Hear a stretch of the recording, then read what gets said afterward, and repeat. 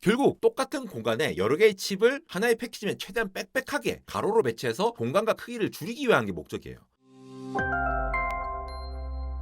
네, 여러분 반갑습니다. 안달공학 에러입니다. 내년에 출시될 M5 칩, 그리고 내후년에 M5 프로, 그리고 후속 버전까지 기존과는 다른 설계를 할 거라는 전망이 나왔는데요. 고밍치라는 분 아시죠? 애플 전문가로 애플도 드디어 TSMC의 첨단 패키징 작업을 통해서 칩넷 구조로 적용을 한다라고 합니다. 이게 2나노 공정을 사용하려다가 3나노 공정을 사용하는 것이기 때문에 좀 성능 개선에 한계가 있기 때문에 이렇게 확장을 한 것으로도 보이고, 동시에 추정키로는 애플이 드디어 서버용으로도 이 M5 칩을 탑재를 하겠다라는 내용이 있어서, 이렇게 되면은 TSMC의 입지가 훨씬 더 높아지면서 애플도 AI 전선에 한층 더 성능을 끌어올린 프로세서를 내놓을 것으로 전망됩니다. 그래서 이 내용 한번 살펴보도록 하시죠. 원래 아이폰에 들어가는 A 시리즈라든가 맥북이나 아이패드에 들어가는 M 시리즈, 이런 거는 이제 시스템 온 칩, SoC라고 해서 단일 칩이죠. 단일 칩. 하나의 칩으로 엣지 디바이스용으로는 상당히 좀 거대한 크기의 칩을 만들었습니다. 그러면서 초반에 M 시리즈가 나왔을 때는 야, 수율 깎아 먹으면서도 저렇게 크게 CPU, GPU, NPU 다 넣어가지고 유니파이드 메모리라는 정책을 썼죠. 그래서 GPU도 동일한 D램을 쓰고 CPU도 동일한 D램을 이렇게 공유하면서 쓰면서 굉장히 성능을 한껏 끌어올린 이러한 장점을 가지고 있었는데요. 즉 하나의 시스템으로 만들어서 단일 칩으로 구성했기 때문에 이 하나의 칩 패키지에 모아서 병목 현상을 줄이는 장점이 있었죠. 실제로 이게 물리적인 거리도 이게 짧습니다. 양쪽에 이제 LPDDR5라고 이제 쉐어드 메모리가 있고 캐시도 크게 넣으면서 서로 공유할 수 있는 부분을 최대한 공유를 하는 범위로 갔었죠. 그런데 이렇게 단일 칩으로 가는 구성을 이 고밍치에 의하면은 M5 프로, M5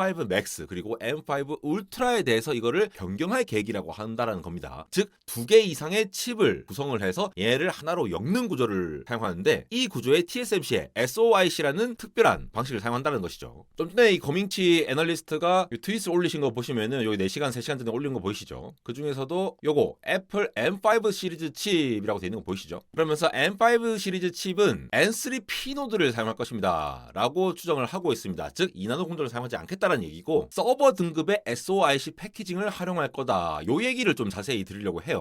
이것도 이제 결국 TSMC와 같이 하겠다라는 건데, SOIC 중에서도 SOIC MH 몰딩 호리존탈이라는 방식을 사용하는데 별도의 CPU, GPU 설계를 특징으로 한다라고 돼 있죠. CPU와 GPU가 마치 AMD의 칩넷 구조라든가 인텔의 최근에 타일 구조처럼 서로 별개로 떨어져 있는 구조를 가진다라는 거예요. 그러면서 말하는 게 이제 2.5D 패키징을 얘기를 하고 있는 것이죠. 자, 내용을 차근차근 살펴보면은 먼저 2나노가 아닌 3나노 공정 N3P 공정을 사용한다고 되어 있습니다. 제가 늘 말씀드리는 것이 이 2나노 공정의 웨이퍼당 가격이 굉장히 비싸게 올라오고 있다라고 말씀하고 있지 않습니까? 3나노가 2만 달러 수준으로 지금 수렴해 가고 있는데 2나노 공정은 2만 5천 달러, 지난번에 예측된 거는 3만 달러까지 올라간다라고 되어 있는 부분들이 있었거든요. 3나노 공정이 지금 제일 많이 쓰이죠. 저기 보시는 N3를 시작으로 해서 N3E가 현재 가장 많이 사용되고 있는데, 실상 N3E가 2세대긴 하지만 가격을 좀 낮추고 가장 널리 쓰이고 있는 공정으로 보시면 되고, 이거의 넥스트가 N3P와 N3X가 되겠습니다. 2025년도에 나오도록 되어 있죠. N3X는 주로 하이 퍼포먼스 컴퓨팅 HPC 쪽으로 사용될 것으로 보이고, 나머지 쪽은 N3P 공정을 사용하는데, 개발 단계는 N2가 동시에 2025년도에 개발이 되겠지만 요 웨이퍼 가격이 비싸기 때문에 N3P로 가겠다라고 하는 것으로 보이고요. 근데 재밌는 것이 이 맥북이라든가 아이패드 같이 소비자 맥 시스템과 더불어서 AI 서버에서도 동일한 애플 실리콘을 사용할 계획으로서 이러한 설계 변경까지 시도를 한다라는 거죠. 여기에서는 TSMC의 이 SOIC라는 고급 패키징 기술이 있었기 때문에 가능한 부분들이 있습니다. 서버 등급의 패키징을 생산한다고 해서 지금 당장에 엔비디아와 승부를 하겠다, 뭐 이런 서버용 GPU급을 뭔가 만든다라는 개념으로 이해하실 게 아니라, 지난번에 애플 인텔리전스 기능을 소개를 하면서 나왔던 프라이빗 클라우드 컴퓨터라는 거 제가 한번 설명드렸죠. 애플이 온 디바이스 AI로 AI를 구동하면서 동시에 사용자들의 개인정보를 잘 보관하기 위해서 애플조차도 해독할 수 없는 그런 굉장히 강력한 암호화가 된 별도의 서버를 운영을 하겠다는 걸 얘기를 했는데요. 바로 여기에 지금 M5 칩이 적용이 될 것으로 보입니다. 아무래도 애플은 엣지 디바이스의 서비스 회사이기 때문에 이런 요청이 있을 때마다 안정적으로 그리고 성능이 높은 이런 컴퓨팅 자원을 써야 되는데, 기존에 있는 이제 M5 라인업을 통해서 이런 거를 구축을 할 것으로 보입니다. 그래서 여기서 적용되는 SOIC라는 기술, System in Integrated Chips의 줄임말이거든요. 사실 이 SOIC라는 거는 이미 유명하게 쓰고 있는 것이 있죠. 바로 AMD의 3D V 캐시라는 기술입니다. 이 SRAM을 칩 위에 얹어가지고 부족한 캐시를 충분히 보장을 해주면서 성능을 왕창 끌어올린 9800X3D 3D 이런 CPU 있죠. 요게 이제 거의 게이밍용으로는 지금 최강이라고 부르고 있는데 결국은 그림을 보시면 바로 아시겠지만도 이 로직이라고 표현된 부분들이 우리가 일반적으로 생각하는 뭐 CPU라든가 GPU 혹은 SoC라고 보시면 되고 그 위에 로직이나 메모리에 해당한 것들을 이렇게 3D로 적층을 한다라거나 아니면 옆으로 횡으로 연결한다거나 아니면 이것저것 다 이제 연결을 해버리는 요런 구조로 패키징하는 기술이라고 보시면 됩니다. 이게 엔비디아의 H백에 들어가 있는 이 코어스라는 기술은 인터포저라는 거대한 웨이퍼 혹은 RDL 기반의 넓은 연결 배선층이 따로 주어지고 있고 그 위에 이것저것을 이제 연결을 하는 구조하고는 조금 다르게 얘는 마치 하나의 칩처럼 하나의 다이처럼 만드는 게 목적이라고 보시면 돼요. 한 단계 좀 더 이제 업그레이드된 버전이라고 보시면 되겠죠. 아마 내년에는 코어스보다 SOIC라는 말이 훨씬 더 많이 나올지도 모르겠습니다. 2.5D 패키징이라든가 이런 것보다 SOIC로 넘어가면은 범프 덴시티라고 하는 거는 실제로 이 범프 신호가 나오는 IO 통로라고 보시면 되는데 그거에 대한 밀도가 훨씬 더 높아진 거 보십니까? 이거 세로축이 지금 로그 형식이거든요. 면적당 얼마나 많으냐? 지금 2.5D에서 SOIC로 가면은 거의 10배에서 100배 이상 높아지고 그 넥스트는 거의 한 번 더 1000배 이상으로 높아진 걸 목표로 하고 있는 것으로 보이시죠. 과거에 있는 플립칩과 대비해서 굉장히 밀도를 높게 해서 연결할 수 있으니까 이러한 방식을 사용하는데 실제로 코어스나 인포 같은 이런 것들을 사용할 때 코어스는 중간에 인터포즈를 사용하죠. 근데 제가 아까 말씀드리지 않았습니까? 칩넷이라 하더라도 기존에 이 SoC가 있다라고 하면은 SoIC를 사용하면은 원래 단일 칩처럼 만드는 게 목적이라고 했죠. 그래서 이게 3D로 엮든 가로를 엮든 요거를 단일 칩처럼 엮고 그 위에 또 인터포즈를 엮을 수 있다는 겁니다. 동시에 사용하는 개념이죠. 코어스와 동시에 적용할 수 있는 개념이라고 이해를 하시면 되겠고 왜 이게 단일 칩처럼 만드는 게 중요하냐를 좀 살펴볼 필요가 있는데 이번에 M5 라인업에 적용될 SOIC MH 그러니까 SOIC 몰딩 호리즌탈이라는 개념은 결국 여러 칩을 가로 방향으로 배열한 다음에 몰딩 공정을 통해서 하나의 패키지로 만들겠다는 개념이에요. 결국 똑같은 공간에 여러 개의 칩을 하나의 패키지에 최대한 빽빽하게 가로로 배치해서 공간과 크기를 줄이기 위한 게 목적이에요. 서로 각각 만든 다이니까 얘네들은 결국 서로 다른 웨이퍼에서 온 거거든요. 그러니까 크기를 작게 만들었기 때문에 제가 늘 말씀드리다시피 칩넷 같은 경우에는 웨이퍼의 크기를 작게 만들수록 수율이 높아지잖아요. 당장의 웨이퍼 칩 사이즈 1드 이렇게 맞춰도 제가 자주 인용하는 요 위키미디어 커먼 여기 나온 거 보시죠. 칩이 크게 만들면 만들수록 이 물리적인 이 파티클들이 떨어졌을 때에 버려야 될 칩의 크기가 되게 크잖아요. 똑같은 파티클 떨어져 있는데 칩이 작아지면 이만큼 수율이 올라갑니다. 35%에서 94%. 이것 때문에 이제 패킷싱어가 이제 빡쳐가지고 얘기했다라는 거 제가 지난번에 영상 만들어 드렸죠. 그래서 이렇게 하나로 만드는 역할을 하는데 결국 CPU, GPU를 따로 만든다고 했으니까 얘네들끼리 서로 떨어질 수밖에 없잖아요. 근데 멀리 떨어져 있으면 예를 들어 엔비디아의 H백 GPU 같은 경우에는 어쩔 수 없이 걔네들 칩이 너무너무 크기 때문에 거대한 인터포저를 엮었지만 맥북에 들어가거나 아이패드에 들어가는 거는 공간이 작을 거잖아요. 그 작은 공간 안에서 하나의 패키지처럼 만들어갖고 그래서 서로 다른 칩이라서 각각의 수율을 엄청나게 높여서 생산성도 높였지만 얘네들끼리 서로 왔다 갔다 하는 신호들끼리도 잘 최대한 많이 엮을 수 있도록 집적화를 한다는 얘기죠. 그러면 아무래도 칩 간에 이제 신호가 왔다 갔다 할 때 이 경로 자체가 물리적으로 짧기 때문에 파워 소모도 줄일 수 있을 뿐더러 데이터 전송 지연, 레이턴시도 줄일 수가 있다는 거죠. 그리고 이게 지금 이제 3D 스태킹으로 위아래로 스태킹하는 방식은 아무래도 AMD의 그 3D V캐시 기술을 사용해갖고 하는 방식이 있지만도 이 방식도 제가 지난번에 설명드렸죠. V캐시 위에 있는 거를 아래로 내려가지고 열 방출을 좀 더 잘하는 방식으로 설계를 바꾸는 이러한 열 문제가 이슈가 됐는데 아무래도 호리즌탈하게 가로로 엮으면은 칩들 간의 접촉면을 넓힌다라거나 방열 구조를 좀 더 유연하게 설정할 수가 있으니까 발열을 좀 더 잘할 수 있는 장점도 있을 겁니다. 애플이 이걸 노린 것으로 보이고요.